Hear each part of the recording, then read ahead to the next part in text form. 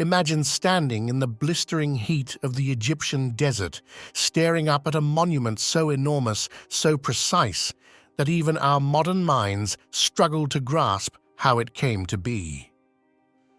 The Great Pyramid of Giza, over 4,500 years old, remains the only surviving wonder of the ancient world. Built with 2.3 million massive stone blocks, some weighing up to 80 tons, this structure defies logic, time, and conventional explanation. How did a civilization with no steel tools, no cranes, and no modern machinery construct such a masterpiece? That's the question we've been asking for generations. The popular story goes like this. Tens of thousands of workers dragged limestone blocks across the sand, using sledges and ropes, hoisting them up ramps to assemble the pyramid layer by layer. It's the version etched in textbooks and documentaries, the one we've accepted for decades. But what if we've been looking at this all wrong? What if the tools they used weren't just rope and wood, but something more ingenious, hidden in plain sight? Before we dive deeper, know this. Today's story is part of a new episode in our quest to uncover hidden truths about ancient history. If you find this fascinating, make sure to subscribe to the channel so you won't miss the next chapter of our journey. Egyptologists propose several ramp theories: a straight mile-long ramp, too large, a spiral ramp around the outside. It would obscure construction lines, an internal ramp winding through the structure. Intriguing, but still no direct proof. These ideas rely heavily on labor and massive infrastructure. And while the discovery of Mera's diary, a 4,500-year-old logbook, does describe transporting limestone via canal from Tura to Giza, it doesn't explain how those stones were lifted 480 feet high, nor does it mention granite transport. This papyrus, the oldest of its kind, documents the movement of fine white limestone from the Tura quarries to the pyramid base using Nile waterways.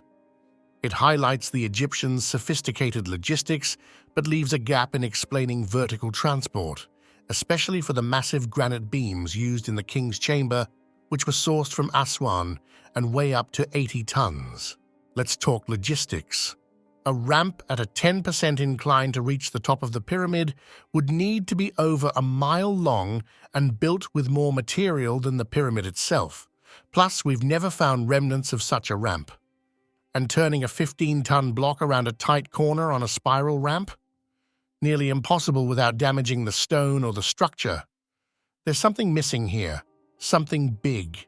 According to Herodotus, the pyramid was completed in 20 years.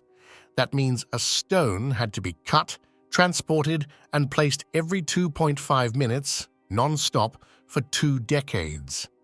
Even with 20,000 skilled workers, this math defies reality. Something about the traditional narrative just doesn't hold. Now imagine this. Instead of hauling blocks up dusty ramps, what if the Egyptians used water, something they mastered in agriculture and religious rituals, to lift stones? It sounds fantastical, but the theory has depth. Known as the water shaft or hydraulic lift theory, it proposes an elegant and radical idea that blocks were floated up inside the pyramid using controlled water levels, gates, and buoyancy. A 2022 study published in Communications, Earth and Environment revealed evidence of a now-dry branch of the Nile, dubbed the Khufu branch, which once flowed much closer to the Giza Plateau. This would have allowed boats to approach the construction site directly, enhancing the feasibility of water transport and supporting theories involving water-assisted construction methods. Imagine the scene. A limestone block, secured with wooden floats or animal skin bladders, gently rises in a water shaft built into the pyramid. As the water level is increased, much like a lock in the Panama Canal, the block ascends. Gates hold and release water, lifting stones with precision.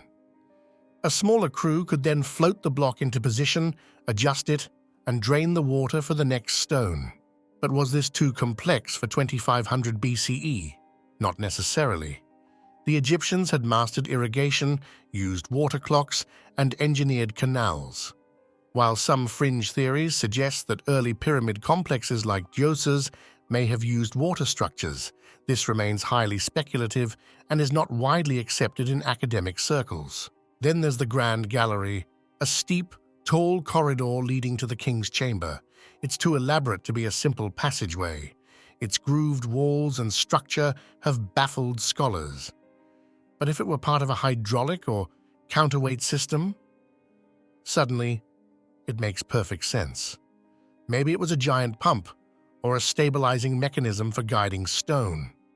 In 2017, the Scan Pyramids team used muon radiography to detect a massive, previously unknown cavity above the Grand Gallery, nicknamed the Big Void. While some theorists speculate it was used in construction, mainstream archaeologists emphasize that the void's purpose remains entirely unknown, with no direct evidence linking it to lifting systems. Jean-Pierre Houdin, a French architect, theorized a combination of internal ramps and counterweights. His model suggests that stones were hoisted using a pulley system inside the pyramid's walls.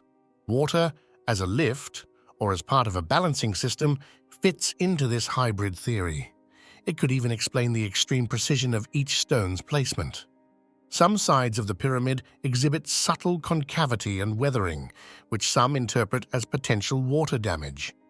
However, there is no conclusive archaeological evidence to confirm this interpretation. Features like pits and channels around the pyramid's base are generally explained as part of drainage or ceremonial enclosures. Most Egyptologists still favor the ramp theories due to the lack of physical evidence supporting water shafts. They argue that what seems like wear could be natural erosion or misinterpreted archaeological remains. But the absence of evidence isn't always evidence of absence. History has shown that lost knowledge can re-emerge centuries later. The water shaft theory doesn't have to be an alternative, it can be part of a more comprehensive understanding. Ramps for early stages, internal shafts for precision, water for lifting heavy blocks. Could it be that the truth is not one method, but a symphony of ancient techniques optimized through trial and genius? If this topic fascinates you, check out Jean-Pierre Houdin's work or read The Complete Pyramids by Mark Lehner. For an engaging fictional take, watch the movie Stargate, which blends ancient engineering with cosmic mystery. The pyramid still holds our imagination captive, for good reason. Until we uncover more physical proof, the debate will continue. But what makes the Great Pyramid so captivating is not just what we know, it's what we don't know. It forces us to look deeper, think harder, and question what ancient people were truly capable of. This isn't about wild conspiracy, it's about honoring human brilliance and asking better questions. The Great Pyramid of Giza is more than a tomb. It's a riddle carved in stone, waiting for the next piece of the puzzle to fall into place. If you enjoyed this episode and want to explore more unsolved stories from history, hit that subscribe button and join us for the next adventure. Let's keep uncovering the past, one theory at a time.